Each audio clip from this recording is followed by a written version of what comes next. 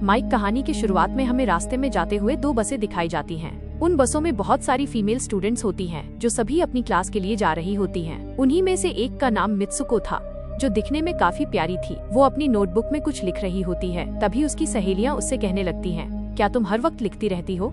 क्या मिलेगा इस तरह के नोट्स बनाने से? यहाँ देखो, सभी लोग एंजॉय कर रहे हैं, तुम क्यों नहीं करती? ये कहकर उसकी सहेली उसकी नोटबुक छीन लेती है, जिससे उसका पेन नीचे गिर जाता है। वो अपना पेन उठाने के लिए जैसे ही झुकती है, तभी हम देखते हैं कि उस समय कोई चीज बहुत तेजी से आती है और उन लड़कियों के साथ उन दोनों बसों को बीच से ही काट देती है, जिसकी वजह से सारी की सारी लड़कियां दो हिस्सों में कट जाती हैं। जैसे ही मित्सुको ऊपर उठती है, वो ये देखकर हैरान रह जाती है कि ये क्या हो गया। चूँकि वो नीचे पेन लेने के लिए झुकी थी, इसलिए बच गई थी। वो ये देखकर बहुत ज्यादा डर जाती है और बस से उतरकर भागने लगती है।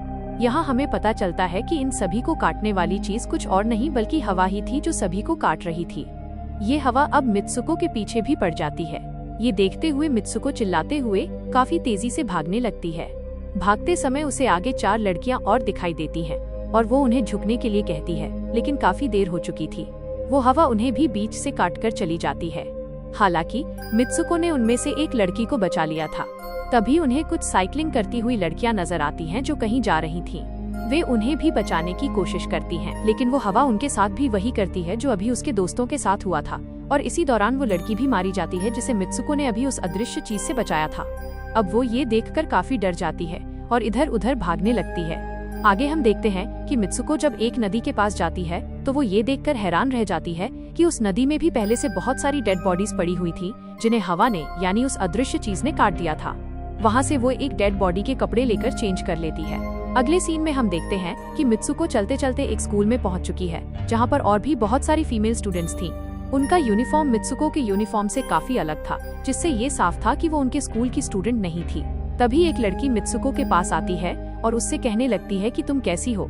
दरअसल देखा जाए तो वो लड़की उसकी बेस्ट फ्रेंड थी, लेकिन मित्सुको उससे पूछती है कि क्या तुम सच में मेरी बेस्ट फ्रेंड हो, क्योंकि उसे कुछ भी समझ में नहीं आ रहा था कि उसके साथ हो क्या रहा है। वो काफी सदमे में थी। यहाँ पर हम ये भी जान पाते हैं कि मित्सुको और उसकी बेस्ट फ्रेंड एक दूसरे को बहुत ज्यादा प्यार करती हैं।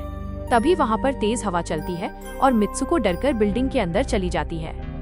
उसकी बेस्ट फ्रेंड को कुछ भी समझ में नहीं आ रहा था कि ये हो क्या रहा है। वो मित्सुको से पूछने लगती है, तुम इतना ज्यादा कांप क्यों रही हो और इतना ज्यादा डरी क्यों हो? तुम्हें हो क्या गया है? तब मित्सुको अपनी बेस्ट फ्रेंड को सब कुछ बता देती है कि किस तरह से हवा का एक झोंका आया और उसके स्कूल की सभी स्टूडेंट्स को काटकर चला गया। ये सुनकर उसकी दोस्त उसे विंडो के पास ले जाती है और उसका हाथ बाहर निकालकर कहने लगती है, ये देखो, ये बस हवा है और कुछ नहीं। यहाँ पर मित्सुको के दिल को कुछ शांति मिलती है और उसे लगने लगता है कि शायद ये उसका एक ख्वाब ही हो सकता है। जिसके बाद मित्सुको की बेस्ट फ्रेंड अपनी 2 और सहेलियों को लेती है और क्लास बंक करने का प्लान बनाती है।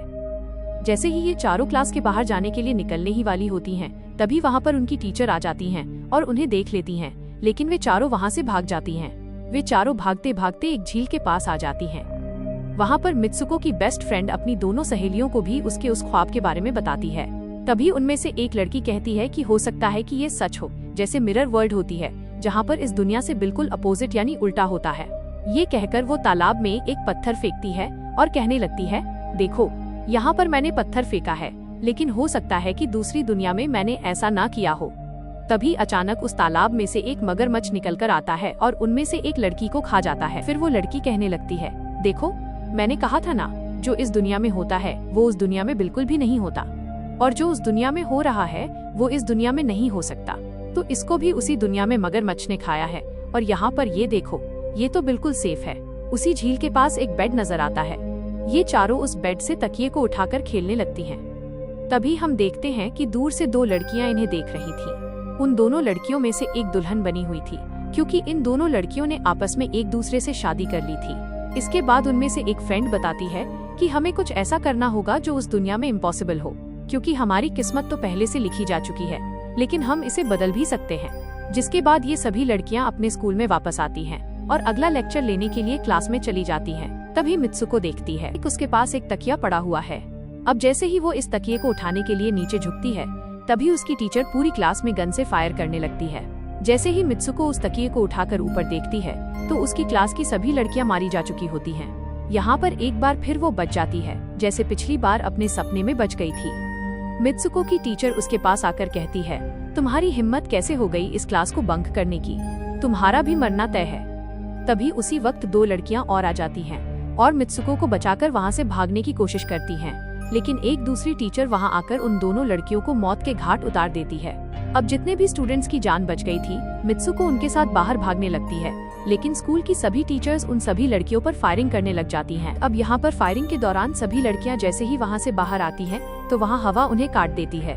यहाँ पर अब मित्सुको एक बार फिर से अकेली रह जाती है। वो वहाँ से भागकर भीड़भाड़ वाले इलाके से होती हुई पुलिस स्टेशन पहुँचती है। वो वहाँ पर सब कुछ बताने लगती है। उसकी ये बात सुनने के बाद पुलिस वाली लड़की उससे कहती है, लेकिन तुमने स्कूल वाले कपड़े तो नहीं पहने हुए हैं। और जब वो उसके सामने एक मिरर रखती है, तब मित्सुको उस मिरर में देखती है कि वो तो एकदम से बदल गई है। लोग उसे मित्सुको के नाम से नहीं बल्कि किसी और नाम से बुला रहे थे। यहाँ पर हमें पता चलता है कि उसकी शादी होने वाली थी। तब वही पुलिस ऑफिसर उसे उसकी शादी के लिए लेकर जाती है। ये देखकर आसपास के लोग उसे कॉन्ग्रेचुलेशंस दे रहे थे। अब जैसे ही वे सभी उसे लेकर चर्च पहुँचते हैं, तो मित्सुको की बेस्ट फ्रेंड भी वहीं पर मौजूद होती है। मित्सुको उससे पूछने लगती है कि ये सब मेरे साथ क्या हो रहा है। तब उसकी दोस्त उससे कहती है, अभी खामोश रहो, हम अभी किसी के कंट्रोल में हैं, बस जैसा मैं कहूँ तुम वैसा ही करो। और ये कहते हुए वो उसे वेडिंग ड्रेस पहनाती है और वहाँ जाने के लिए कहती है। अब जैसे ही वो अपनी मैरिज सेरेमनी के लिए आगे बढ़ती है, तो वहाँ की सभी लड़कियाँ उसका मजाक उड़ाने लगती हैं। ये देखकर उसकी बेस्ट फ्रेंड एक एक करके सभी को मारना शुरू कर देती है। जिसके बाद जैसे ही मित्सुको आगे बढ़ती है, तो उसके ग्रूम की जगह एक ताबूत खड़ा हुआ नजर आता है। उस ताबूत को खोले जाने पर एक बड़ा पिग बाहर निकल कर आता है। मित्सुको उसे देखकर काफी ज्यादा डरने लगती है और एक टूटी हुई बोतल से उस पर अटैक कर देती है। जिसके बाद मित्सुको और उसकी बेस्ट फ्रेंड चर्च से भागते हुए बाहर आ जाती हैं। यहाँ गेट पर भी 2 लड़कियाँ इन्हें रोकने की कोशिश करती हैं, लेकिन मित्सुको की बेस्ट फ्रेंड इन्हें मारकर वहाँ से भाग जाती है। उधर मित्सुको दूसरी तरफ भाग रही थी, क्योंकि अब उसे लगने लगा था कि उसके साथ कुछ ज्यादा ही गलत हो रहा है। एक आगे जाने पर एक और मिरर में खुद को देखती है, तो वो एक बार फिर से खुद को बदला हुआ पाती है। अब जिस जगह पर मित्सुको थी, वहीं पर रेस हो रही थी। तभी उसके पास कुछ लड़कियां आकर उससे कहने लगती हैं, तुम तो बहुत अच्छी रेसर हो, खड़ी क्यों हो, भाग क्यों नहीं रही। और जब वो भागना स्टार्ट करती है, तब वो खुद में काफी एनर्जी फील करने लगती है। जिसके बाद मित्सुको रेस जीतने की पूरी कोशिश करने लगती है। भागते समय उसे अपनी डेड फ्रेंड्स भी नजर आती हैं, जो कुछ वक्त पहले उसके स्कूल में मारी जा चुकी थी। तभी उसी वक्त उसकी बेस्ट फ्रेंड भी आ जाती है। तभी ये दोनों नोटिस करती हैं कि वही पिग और वे औरतें जो इनको चर्च में रोक रही थी, वे सभी इन्हीं की तरफ आ रही थी। भागते समय कुछ लड़कियां मित्सुको से कहने लगती हैं कि इस दुनिया से बाहर चली जाओ। इसके बाद हम आगे देखते हैं कि मित्सुको भागते भागते एक सुनसान अंधेरी जगह पर आ जाती है। वहीं पर कुछ स्टूडेंट्स नजर आती हैं जिन्होंने यूनिफॉर्म पहना हुआ था। वे सभी लड़कियां मित्सुको से कहने लगती हैं कि हम सभी मरे हुए हैं और तुम्हें भी मार देंगे। लेकिन तभी मित्सुको की बेस्ट फ्रेंड वहां आकर उस लड़की को मार देती है और वहां से मित्सुको को भगा ले जाती है। मित्सुको की बेस्ट फ्रेंड उसे अपना नाम जोर जोर से पुकारने के लिए कहती है, जिस पर मित्सुको अपना नाम जोर जोर से लेने लगती है। इसी के साथ मित्सुको अपने असली रूप में वापस आ जाती है। उसकी बेस्ट फ्रेंड उसे अपना हाथ दिखाते हुए कहती है, प्लीज मेरे हाथ में जो वायर लगी हुई है उसे बाहर खींच दो, ताकि मैं इस दुनिया से बाहर जा सकूं। लेकिन मित्सुको को डर भी था कि कहीं ये वायर खींचने से उसकी जान न चली जाए, और चूंकि मित्सुको अपनी बेस्ट फ्रेंड को काफी ज्यादा प्यार करती थी, इसलिए वो ऐसा नहीं करना चाहती थी। लेकिन उसके ज्यादा फोर्स करने पर वो उसकी वायर्स खींच देती है। वायर खींचते ही उसकी बेस्ट फ्रेंड की बॉडी 2 हिस्सों में बढ़ जाती है, और तभी उसी वक्त उसे एक गेट नजर आता है। उस दरवाजे से बाहर आने पर वो देखती है कि अब वो आदमियों की दुनिया में आ चुकी है। वहीं पर उसके पोस्टर्स भी लगे हुए थे, जिन पोस्टर्स को कुछ लड़के देख रहे थे।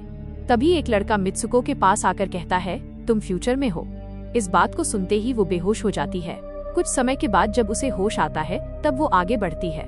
वहाँ वो देखती है कि एक बूढ़ा आदमी गेम खेल रहा होता है, और उसी गेम में मित्सुको वही कैरेक्टर नजर आती है जो वो अभी बनी हुई है।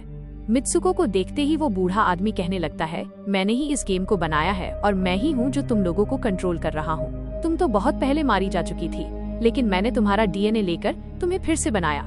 मित्सुको को जब ये बात सुनकर पता चल जाता है कि ये एक गेम है, तो उसे लगता है कि शायद मैं अभी भी अपनी दुनिया में जा सकती हूँ। तभी उसी समय एक आदमी आता है और मित्सुको को अपने पास बुलाने लगता है। तब वह बूढ़ा आदमी मित्सुको से उसका आखिरी लेवल कंप्लीट करने के लिए कहता है। वो आगे बढ़ने लगती है कि तभी मित्सुको को अपनी दोस्त की कही हुई बात याद आ जाती है कि अगर हम इस दुनिया में कुछ ऐसा करेंगे जो दूसरी दुनिया में इम्पॉसिबल हो, तो तुम इस गेम से बाहर आ जाओगी। इसी के साथ वो उस आदमी का गला दबा देती है और कहने लगती है, बस करो, हमारे साथ खेलना। ये कहकर मित्सुको उस बूढ़े आदमी की छड़ी को उठाकर अपने पेट में घुसा देती है, जिसकी वजह से उसकी मौत हो जाती है। यहाँ पर हम देखते हैं कि वो बूढ़ा आदमी ये सोच भी नहीं सकता था कि मित्सुको ऐसा कुछ कर सकती है, और इसी के साथ उसकी डेस्टिनी पूरी तरह से चेंज हो जाती है। वो इस दुनिया में यानी गेम में तो मर चुकी थी, लेकिन असली दुनिया में वो अभी भी जिंदा थी।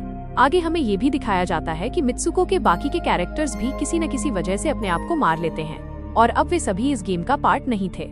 अगले सीन में मित्सुको को एक बर्फीली जगह पे लेटा हुआ दिखाया जाता है, और अब वो अपने रियल वर्ल्ड में आ चुकी थी। इसी के साथ ये दिमाग घुमा देने वाली कहानी यहीं पर खत्म हो जाती है। आगे और भी ऐसी ही मूवी एक्सप्लेनेशन वीडियो देखने के लिए कमेंट में नेक्स्ट लिखना न भूलें। Thanks for watching.